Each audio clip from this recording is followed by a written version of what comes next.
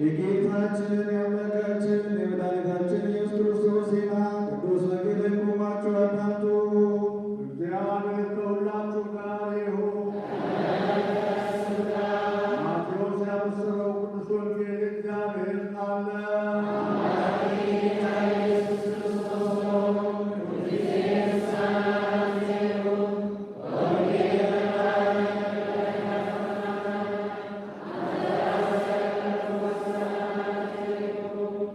የጌታችን የኢየሱስ ክርስቶስ ወንጌል ቅዱስ ማቴዎስ ያበሰረው ምዕራፍ 10 ከቁጥር 1 ጀምሮ ስለ 12ቱ ሐዋርያት። ኢየሱስ 12ቱን ደቀ መዛሙርት ወደ እርሱ ጠርቶ ርኩሳን መናፍስትን እንዲያስወጡ በሽታንና ደዌን ሁሉ እንዲፈውሱ ሥልጣን ሰጣቸው። የ12ቱም ሐዋርያት ስም ዝርዝር እንደሚከተለው ነው። መጀመሪያ ጴጥሮስ የተባለው ስምዖንና ወንድሙ እንድርያስ፣ የዘብዴዎስ ልጆች ያዕቆብና ዮሐንስ፣ ፊልጶስ፣ በርቶሎሜዎስ፣ ቶማስ፣ ከራቱ ማቴዎስ፣ የእልፍዮስ ልጅ ያዕቆብ፣ ታዴዎስ፣ ተቀናቃኙ ስምዖን፣ ኢየሱስን አሳልፎ የሰጠ አስቆሮታዊ ይሁዳ ነበሩ።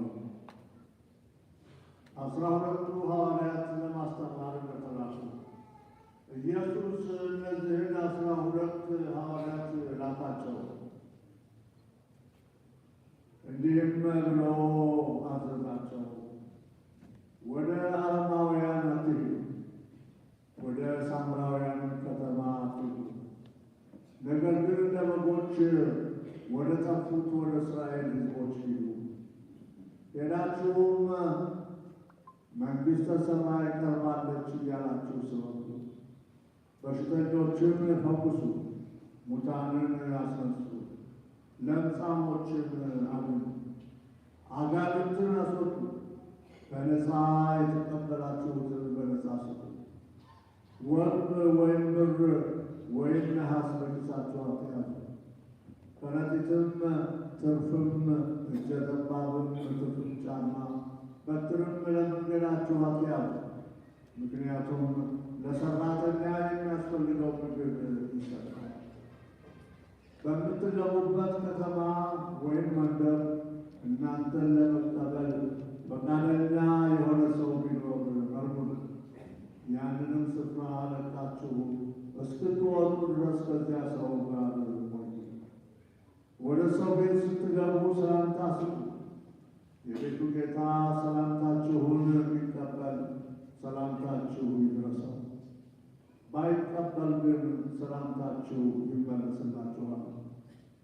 የማይቀበላችሁና ቃላችሁንም የማይሰማ ቢኖር ያንን ቤት ወይም ከተማ ለቃችሁ ስትወጡ ኃላፊነት የሌለባችሁ መሆኑን ለመግለጥ የእግራችሁን አቧራ አብራችሁ። በእውነት እላችኋለሁ በፍርድ ቀን ከዚያች ከተማ ይልቅ ለሶዶምና ለገሞራ ቅጣት ይቀርላቸዋል። ጌታ ሰማይና ምድር ያልፋል፣ ቃሌ ግን አያልፍም አለ። አሜን።